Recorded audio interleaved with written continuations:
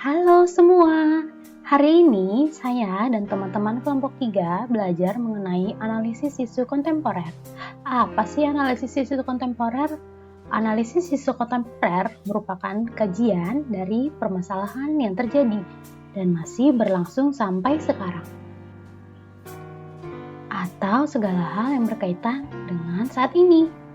Untuk lebih jelasnya, yuk kita ikuti video ini. Selanjutnya ada beberapa tahapan analisis. Yang pertama yaitu mengenai pra-analisis. Pra-analisis ini yaitu pengamatan kita sebelum mengangkat suatu isu. Nah, setelah itu kita lakukanlah penapisan isu. Nah, kami diajarkan mengenai metode USG. USG merupakan akronim dari urgensi, seriousness, dan grow. Adapun pengertian urgensi yaitu seberapa mendadak sih suatu isu harus dibahas, dianalisis, dan ditindaklanjuti. Kalau seriousness itu seberapa serius sih suatu isu harus dibahas dan dikaitkan dengan akibat yang akan terjadi. Nah, yang terakhir yaitu grow. Grow ini memiliki pengertian seberapa besar sih kemungkinan memburuknya isu jika tidak ditangani segera. Adapun cara penilaian pada metode USG ini yaitu kita isi angka di setiap kolom kriteria dengan angka 1 yang berarti hal itu tidak terlalu mendesak, tidak serius, maupun kecil kemungkinan untuk dapat memperburuk isu. Nah, tapi sebaliknya, kalau kita tulis angka 5, berarti hal itu adalah hal yang mendesak, serius, dan sangat mempengaruhi isu yang kita angkat. Selanjutnya, yaitu kita lakukanlah analisis isu. Nah, kami diajarkan mengenai metode Fishbone dan matriks SWOT. Adapun pengertian metode Fishbone ini yaitu metode yang menekankan sebab akibat, ya seperti tulang ikan itu gambarnya. Selanjutnya, setelah kita dapatkan sebab akibat dari suatu isu, maka kita buatlah matriks SWOT. Ya, pada intinya matriks SWOT ini adalah matrik yang dapat mengkombinasikan peluang, ancaman, kekuatan, dan kelemahan suatu isu. Nah, yang terakhir yaitu kita bisa memberikan rekomendasi alternatif mengenai isu yang kita angkat. Itulah tahapan dari analisis suatu isu. Setelah saya melakukan pra-analisis selama di Puskesmas, saya tertarik untuk mengangkat 3 isu yang berhubungan dengan tupoksi saya. Adapun 3 isu yang saya angkat, yang pertama pada bagian klinis itu saya memperhatikan bahwa masih banyak pasien yang menderita penyakit diabetes mellitus.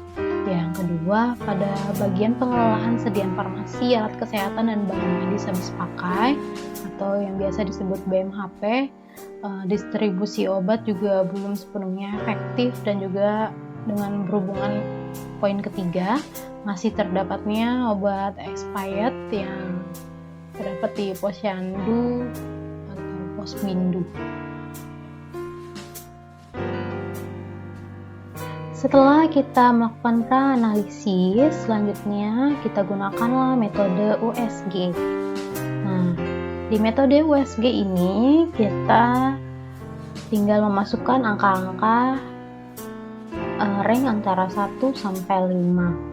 Nah, terlihat di tabel ini bahwa sistem distribusi obat yang belum efektif memiliki angka yang paling tinggi yaitu totalnya 12, dilanjutkan dengan mengenai obat expired pada pelayanan posyandu atau pustu, dan yang terakhir yaitu pasien penderita diabetes mellitus. Nah, setelah kita buat tabel dan kita lihat totalnya, maka kita angkatlah isu mengenai sistem distribusi obat yang belum efektif. Setelah kita mendapatkan isu dari metode USG, maka selanjutnya kita buat kerangka fishbone ini. Tujuannya yaitu untuk mengetahui alasan-alasan mengapa suatu isu itu terjadi. Nah, kita lihat kalau dari segi metode itu perencanaan dan pengadaan obat maupun BMHP masih manual dan belum memakai sistem. Selanjutnya materialnya juga belum ada form perencanaan permintaan dan pemakaian obat di setiap pemegang program. Kalau di sarana prasarana tempat penyimpanan obatnya yang belum memadai, dan kalau SDM-nya yaitu belum melaksanakan reevaluasi terkait perencanaan dan pengelolaan sediaan obat.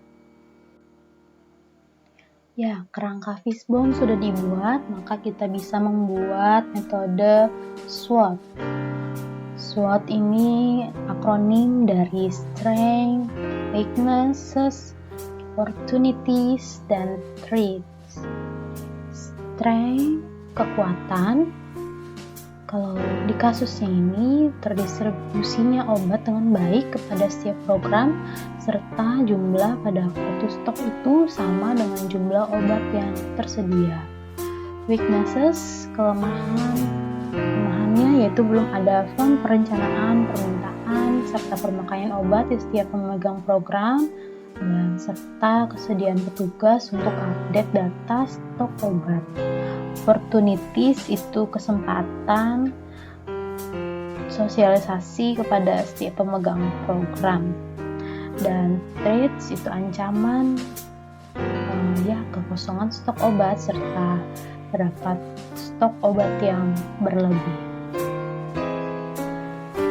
Ya, di sini ada penjelasan mengenai tahapan setiap alternatif untuk perbaikan suatu isu. Kalau isu yang saya angkat ini tahapannya yaitu pertama, setiap akhir bulan pihak farmasi akan menyerahkan formulir pada setiap pemegang program, dan selanjutnya setiap awal bulan setiap pemegang program memberikan kembali formulir pemakaian permintaan obat, dan selanjutnya melakukan reevaluasi.